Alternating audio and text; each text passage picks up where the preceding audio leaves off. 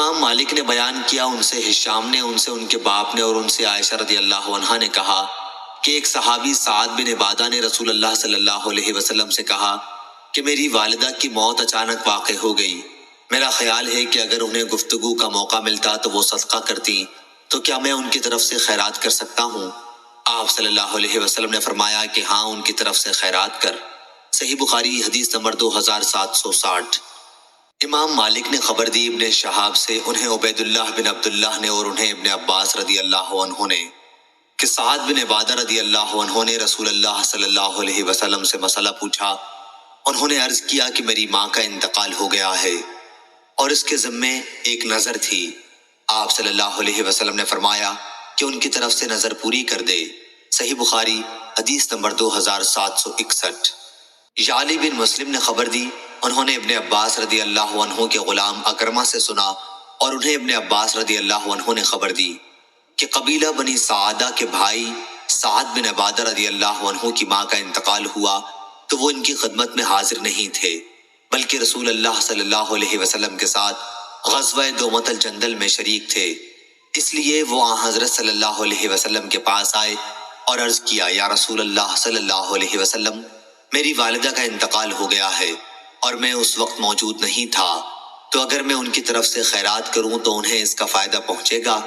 آپ صلی اللہ علیہ وسلم نے فرمایا کہ ہاں۔ سعد رضی اللہ عنہ نے اس پر کہا کہ میں آپ کو گواہ بناتا ہوں کہ میرا باغ مخراف نامی ان کی طرف سے خیرات ہے۔ صحیح بخاری حدیث نمبر 2762۔ شعیب نے خبر دی زہری سے کہ عروہ بن زبیر رضی اللہ عنہ ان سے حدیث بیان کرتے تھے۔ انہوں نے عائشہ رضی اللہ عنہا سے آیت وَإِنْ خِفْتُمْ أَلَّا تُقْسِطُوا فِي الْيَتَامَى فَانكِحُوا مَا طَابَ لَكُم مِّن نِّسَاءٍ، ترجمہ اوپر گزر چکا، کا مطلب پوچھا تو عائشہ رضی اللہ عنہا نے فرمایا کہ اس سے مراد وہ یتیم لڑکی ہے جو اپنے ولی کی زیر پرورش ہو، پھر ولی کے دل میں اس کا حسن اور اس کے مال کی طرف سے رغبت نکاح پیدا ہو جائے، مگر اس کم مہر پر جو ویسی لڑکیوں کا ہونا چاہیے، تو اس طرح نکاح کرنے سے روکا گیا۔ لیکن یہ کہ ولی ان کے ساتھ پورے مہر کی ادائیگی میں انصاف سے کام لے تو نکاح کر سکتے ہیں، اور انہیں لڑکیوں کے سوا دوسری عورتوں سے نکاح کرنے کا حکم دیا گیا۔ عائشہ رضی اللہ عنہا نے بیان کیا کہ پھر لوگوں نے رسول اللہ صلی اللہ علیہ وسلم سے پوچھا تو اللہ عز و جل نے یہ آیت نازل فرمائی کہ آپ سے لوگ عورتوں کے متعلق پوچھتے ہیں، آپ کہہ دیں کہ اللہ تمہیں ان کے بارے میں ہدایت کرتا ہے۔ حضرت عائشہ رضی اللہ عنہا نے کہا کہ پھر اللہ تعالیٰ نے اس آیت میں بیان کر دیا کہ یتیم لڑکی اگر جمال اور مال والی ہو اور ان کے ولی ان سے نکاح کرنے کے خواہش مند ہو، لیکن پورا مہر دینے میں ان کے خاندان کے طریقوں کی پابندی نہ کر سکیں تو وہ ان سے نکاح مت کریں، جبکہ مال اور حسن کی کمی کی وجہ سے ان کی طرف انہیں کوئی رغبت نہ ہوتی ہو تو انہیں وہ چھوڑ دیتے اور ان کے سوا کسی دوسری عورت کو تلاش کرتے۔ راوی نے کہا جس طرح ایسے لوگ رغبت نہ ہونے کی صورت میں ان یتیم لڑکیوں کو چھوڑ دیتے، اسی طرح ان کے لیے یہ بھی جائز نہیں کہ جب ان لڑکیوں کی طرف انہیں رغبت ہو تو ان کے پورے مہر کے معاملے میں اور ان کے حقوق ادا کرنے میں انصاف سے کام لیے بغیر ان سے نکاح کریں۔ صحیح بخاری حدیث نمبر 2763۔ بنو ہاشم کے غلام ابو سعید نے بیان کیا، ان سے صخر بن جویریہ نے بیان کیا نافع سے اور ان سے ابن عمر رضی اللہ عنہ نے کہ عمر رضی اللہ عنہ نے اپنی جائیداد رسول اللہ صلی اللہ علیہ وسلم کے زمانے میں وقف کر دی۔ اس جائیداد کا نام سمخ تھا اور یہ کھجور کا ایک باغ تھا۔ عمر رضی اللہ عنہ نے عرض کیا، یا رسول اللہ صلی اللہ علیہ وسلم، مجھے ایک جائیداد ملی ہے اور میرے خیال میں نہایت عمدہ ہے، اس لیے میں نے چاہا کہ اسے صدقہ کر دوں۔ تو نبی کریم صلی اللہ علیہ وسلم نے فرمایا کہ اصل مال کو صدقہ کر کے نہ بیچا جا سکے، نہ ہبہ کیا جا سکے اور نہ اس کا کوئی وارث بن سکے، صرف اس کا پھل اللہ کی راہ میں صرف ہو۔ چنانچہ عمر رضی اللہ عنہ نے اسے صدقہ کر دیا۔ ان کا یہ صدقہ غازیوں کے لیے، غلام آزاد کرانے کے لیے، محتاجوں اور کمزوروں کے لیے، مسافروں کے لیے اور رشتہ داروں کے لیے تھا، اور یہ کہ اس کے نگران کے لیے اس میں کوئی مضائقہ نہیں ہوگا کہ وہ دستور کے موافق اس میں سے کھائے یا اپنے کسی دوست کو کھلائے، بشرطے کہ اس میں سے مال جمع کرنے کا ارادہ نہ رکھتا ہو۔ صحیح بخاری حدیث نمبر 2764۔ ابو اسامہ نے بیان کیا ہشام سے ان کے والد نے اور ان سے عائشہ رضی اللہ عنہا نے قرآن مجید کی اس آیت اور جو شخص مالدار ہو وہ اپنے کو یتیم کے مال سے بالکل روکے رکھے، البتہ جو شخص نادار ہو تو وہ دستور کے مطابق کھا سکتا ہے، کے بارے میں فرمایا کہ یتیموں کے ولیوں کے بارے میں نازل ہوئی کہ یتیم کے مال میں سے اگر ولی نادار ہو تو دستور کے مطابق اس کے مال میں سے لے سکتا ہے۔ صحیح بخاری حدیث نمبر 2765۔ ابو غیث نے بیان کیا اور ان سے حضرت ابو ہریرہ رضی اللہ عنہ نے بیان کیا کہ رسول اللہ صلی اللہ علیہ وسلم نے فرمایا، 7 گناہوں سے جو تباہ کر دینے والے ہیں بچتے رہو۔ صحابہ نے پوچھا، یا رسول اللہ وہ کون سے گناہ ہیں؟ آپ نے فرمایا کہ اللہ کے ساتھ کسی کو شریک ٹھہرانا، جادو کرنا، کسی کی ناحق جان لینا کہ جسے اللہ تعالیٰ نے حرام قرار دیا ہے، سود کھانا، یتیم کا مال کھانا، لڑائی میں سے بھاگ جانا، پاک دامن بھولی بھالی ایمان والی عورتوں پر تہمت لگانا۔ صحیح بخاری حدیث نمبر 2766۔ حماد بن اسامہ نے بیان کیا، ان سے ایوب نے، ان سے نافع نے بیان کیا کہ ابن عمر رضی اللہ عنہ کو کوئی وصی بناتا تو وہ کبھی انکار نہ کرتے۔ ابن سیرین تابعی رحمہ اللہ کا محبوب مشغلہ یہ تھا کہ یتیم کے مال و جائیداد کے سلسلے میں ان کے خیر خواہوں اور ولیوں کو جمع کرتے تاکہ ان کے لیے کوئی اچھی صورت پیدا کرنے کے لیے غور کریں۔ طاؤس تابعی رحمہ اللہ سے جب یتیموں کے بارے میں کوئی سوال کیا جاتا تو آپ یہ آیت پڑھتے تھے کہ اور اللہ فساد پیدا کرنے والے اور سنوارنے والے کو خوب جانتا ہے۔ عطا رحمہ اللہ نے یتیموں کے بارے میں کہا، خواہ وہ معمولی قسم کے لوگوں میں ہوں یا بڑے درجے کے، اس کا ولی اس کے حصے میں سے جیسے اس کے لائق ہو ویسا اس پر خرچ کرے۔ صحیح بخاری حدیث نمبر 2767۔ عبدالعزیز بن صہیب نے بیان کیا، ان سے انس رضی اللہ عنہ نے بیان کیا کہ رسول اللہ صلی اللہ علیہ وسلم مدینہ تشریف لائے تو آپ کے ساتھ کوئی خادم نہیں تھا، اس لیے ابو طلحہ جو میرے سوتیلے باپ تھے میرا ہاتھ پکڑ کر حضرت صلی اللہ علیہ وسلم کی خدمت میں لے گئے اور عرض کی، یا رسول اللہ، انس سمجھدار بچہ ہے، یہ آپ کی خدمت کیا کرے گا۔ انس رضی اللہ عنہ کہتے ہیں کہ میں نے آپ کے سفر اور حضر میں خدمت کی، آپ نے مجھ سے کبھی کسی کام کے بارے میں جسے میں نے کر دیا ہو یہ نہیں فرمایا کہ یہ کام تم نے اس طرح کیوں کیا، اسی طرح کسی ایسے کام کے متعلق جسے میں نہ کر سکا ہوں آپ نے یہ نہیں فرمایا کہ تو نے یہ کام اس طرح کیوں نہیں کیا۔ صحیح بخاری حدیث نمبر 2768۔ عبداللہ بن مسلمہ نے بیان کیا، کہا ہم سے امام مالک نے، ان سے اسحاق بن عبداللہ بن ابی طلحہ نے، انہوں نے انس بن مالک رضی اللہ عنہ سے سنا، آپ رضی اللہ عنہ بیان کرتے تھے کہ ابو طلحہ رضی اللہ عنہ کھجور کے باغات کے اعتبار سے مدینے کے انصار میں سب سے بڑے مالدار تھے اور انہیں اپنے تمام مالوں میں مسجد نبوی کے سامنے بیرہا کا باغ سب سے زیادہ پسند تھا۔ خود نبی کریم صلی اللہ علیہ وسلم بھی اس باغ میں تشریف لے جاتے اور اس کا میٹھا پانی پیتے تھے۔ انس رضی اللہ عنہ نے بیان کیا کہ پھر جب یہ آیت نازل ہوئی، نیکی تم ہرگز نہیں حاصل کرو گے جب تک اپنے اس مال سے نہ خرچ کرو جو تمہیں پسند ہو، تو ابو طلحہ رضی اللہ عنہ اٹھے اور آ کر رسول اللہ صلی اللہ علیہ وسلم سے عرض کیا کہ یا رسول اللہ صلی اللہ علیہ وسلم، اللہ تعالیٰ فرماتا ہے کہ تم نیکی ہرگز نہیں حاصل کر سکو گے جب تک اپنے ان مالوں میں سے خرچ نہ کرو جو تمہیں زیادہ پسند ہو، اور میرے اموال میں مجھے سب سے زیادہ پسند بیرہا ہے اور یہ اللہ کے راستے میں صدقہ ہے، میں اللہ کی بارگاہ سے اس کی نیکی اور ذخیرہ آخرت ہونے کی امید رکھتا ہوں، آپ کو جہاں اللہ تعالیٰ بتائے اسے خرچ کریں۔ حضرت صلی اللہ علیہ وسلم نے فرمایا، شاباش، یہ تو بڑا فائدہ بخش مال ہے، یہ آپ نے بجائے رابح کے رائح کہا۔ یہ شک عبداللہ بن مسلمہ راوی کو ہوا تھا، اور جو کچھ تم نے کہا میں نے سن لیا ہے، اور میرا خیال ہے کہ تم اسے اپنے ناتے والوں کو دے دو۔ ابو طلحہ نے عرض کیا، یا رسول اللہ صلی اللہ علیہ وسلم، میں ایسا ہی کروں گا۔ چنانچہ انہوں نے اپنے عزیزوں اور اپنے چچا کے لڑکوں میں تقسیم کر دیا۔ اسماعیل، عبداللہ بن یوسف اور یحییٰ بن یحییٰ نے مالک کے واسطے سے رابح کے بجائے رائح بیان کیا ہے۔ صحیح بخاری حدیث نمبر 2769۔ عمرو بن دینار نے بیان کیا اکرمہ سے، اور انہوں نے ابن عباس رضی اللہ عنہ سے، کہ ایک صحابی سعد بن عبادہ نے رسول اللہ صلی اللہ علیہ وسلم سے پوچھا کہ ان کی ماں کا انتقال ہو گیا ہے، کیا اگر وہ ان کی طرف سے خیرات کریں تو انہیں اس کا فائدہ پہنچے گا؟ آپ نے جواب دیا کہ ہاں۔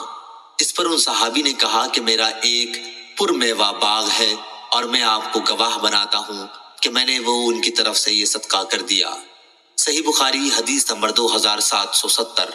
عبد الوارث نے بیان کیا، ان سے ابو طیاح یزید بن حمید نے اور ان سے انس رضی اللہ عنہ نے، انہوں نے کہا حضرت صلی اللہ علیہ وسلم نے مدینے میں مسجد بنانے کا حکم دیا اور بنی نجار سے فرمایا تم اپنے اس باغ کا مجھ سے مول کر لو۔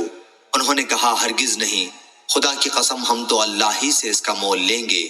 صحیح بخاری حدیث نمبر 2771۔ عبداللہ بن عمر رضی اللہ عنہ نے بیان کیا، عمر رضی اللہ عنہ کو خیبر میں ایک زمین ملی جس کا نام فمغ تھا، تو آپ نبی کریم صلی اللہ علیہ وسلم کی خدمت میں حاضر ہوئے اور عرض کیا کہ مجھے ایک زمین ملی ہے اور اس سے عمدہ مال مجھے کبھی نہیں ملا تھا، آپ اس کے بارے میں مجھے کیا مشورہ دیتے ہیں؟ آپ نے فرمایا کہ اگر چاہے تو اصل جائیداد اپنے قبضے میں روک رکھ اور اس کے منافع کو خیرات کر دے۔ چنانچہ عمر رضی اللہ عنہ نے اسے اس شرط کے ساتھ صدقہ وقف کیا کہ اصل زمین نہ بیچی جائے، نہ ہبہ کی جائے اور نہ وراثت میں کسی کو ملے، اور فقراء، رشتہ دار، غلام آزاد کرانے، اللہ کے راستے کے مجاہدوں، مہمانوں اور مسافروں کے لیے وقف ہے۔ جو شخص بھی اس کا متولی ہو اگر دستور کے مطابق اس میں سے کھائے یا اپنے کسی دوست کو کھلائے تو کوئی مضائقہ نہیں، بشرطے کہ مال جمع کرنے کا ارادہ نہ ہو۔ صحیح بخاری حدیث نمبر 2772۔ نافع نے بیان کیا، ان سے عبداللہ بن عمر رضی اللہ عنہ نے کہ عمر رضی اللہ عنہ کو خیبر میں ایک جائیداد ملی تو آپ نے نبی کریم صلی اللہ علیہ وسلم کی خدمت میں حاضر ہو کر اس کے متعلق خبر دی۔ حضرت صلی اللہ علیہ وسلم نے فرمایا کہ اگر چاہو تو اسے صدقہ کر دو۔ چنانچہ آپ نے فقراء، مساکین، رشتہ داروں اور مہمانوں کے لیے اسے صدقہ کر دیا۔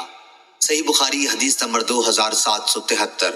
عبد الصمد نے بیان کیا، کہا کہ میں نے اپنے والد عبد الوارث سے سنا، ان سے ابو طیاح نے بیان کیا، کہا کہ مجھ سے انس بن مالک رضی اللہ عنہ نے بیان کیا کہ جب رسول اللہ صلی اللہ علیہ وسلم مدینہ تشریف لائے تو آپ نے مسجد بنانے کے لیے حکم دیا اور فرمایا اے بنو نجار اپنے باغ کی مجھ سے قیمت لے لو۔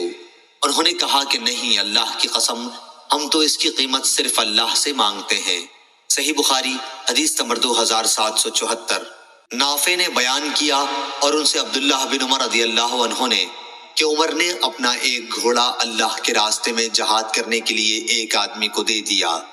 یہ گھوڑا حضرت صلی اللہ علیہ وسلم کو حضرت عمر رضی اللہ عنہ نے دیا تھا، اس لیے کہ آپ جہاد میں کسی کو اس پر سوار کریں۔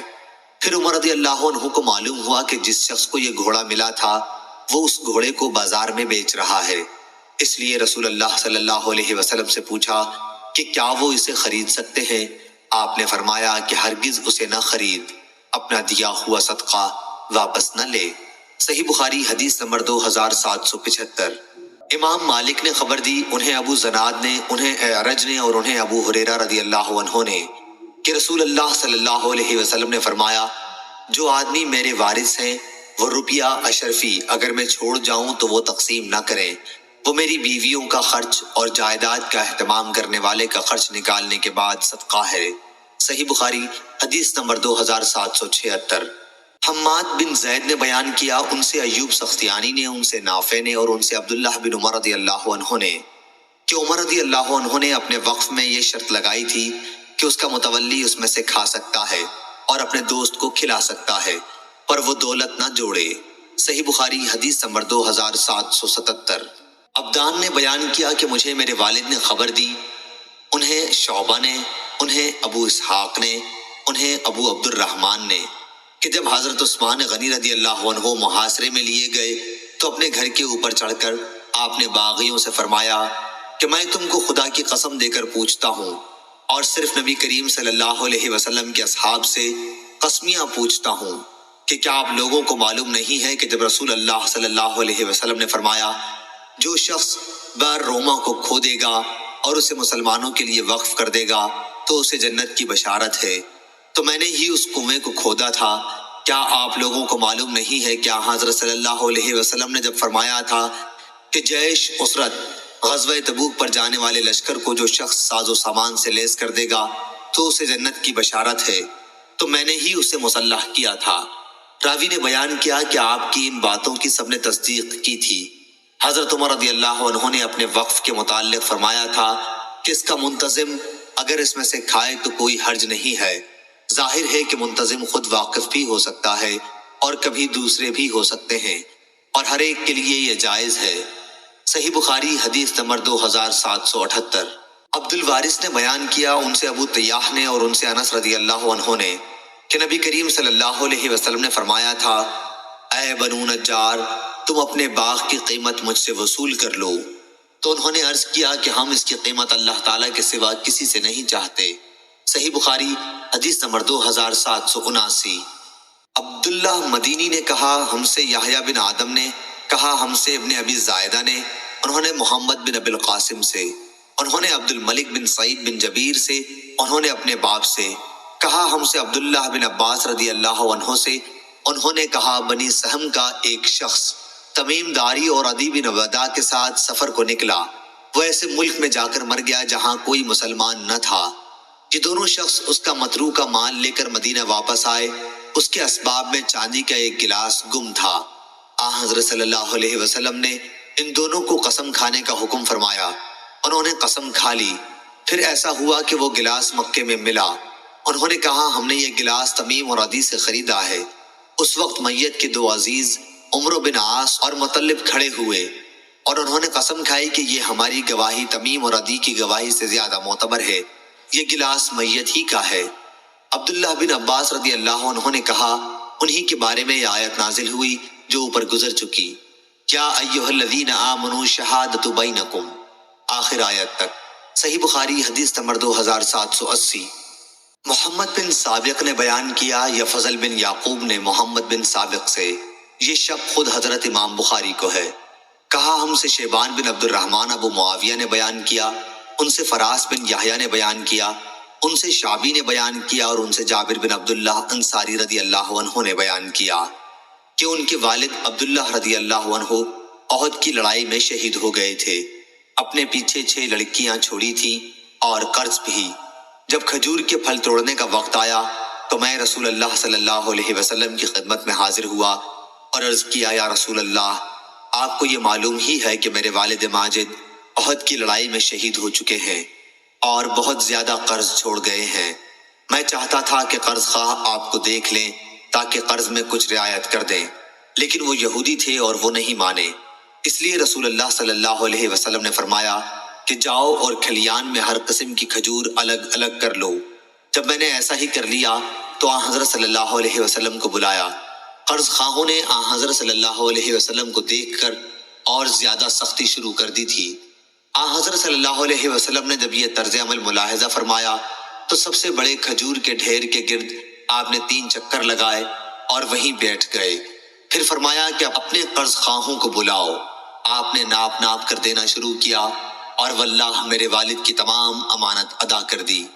اللہ گواہ ہے کہ میں اتنے پر راضی تھا کہ اللہ تعالیٰ میرے والد کا تمام قرض ادا کر دے اور میں اپنی بہنوں کے لیے ایک کھجور بھی اس میں سے نہ لے جاؤں۔ لیکن ہوا یہ کہ ڈھیر کے ڈھیر بچ رہے، اور میں نے دیکھا کہ رسول اللہ صلی اللہ علیہ وسلم جس ڈھیر پر بیٹھے ہوئے تھے اس میں سے تو ایک کھجور بھی نہیں دی گئی تھی۔ ابو عبداللہ امام بخاری رحمہ اللہ نے کہا کہ اغرو ابی حدیث میں الفاظ کے معنی ہیں کہ مجھ پر بھڑکنے اور سختی کرنے لگے۔ اس معنی میں قرآن مجید کی آیت فَأَغْرَيْنَا بَيْنَهُمُ الْعَدَاوَةَ وَالْبَغْضَاءَ میں فَأَغْرَيْنَا ہے۔ صحیح بخاری حدیث نمبر 2781۔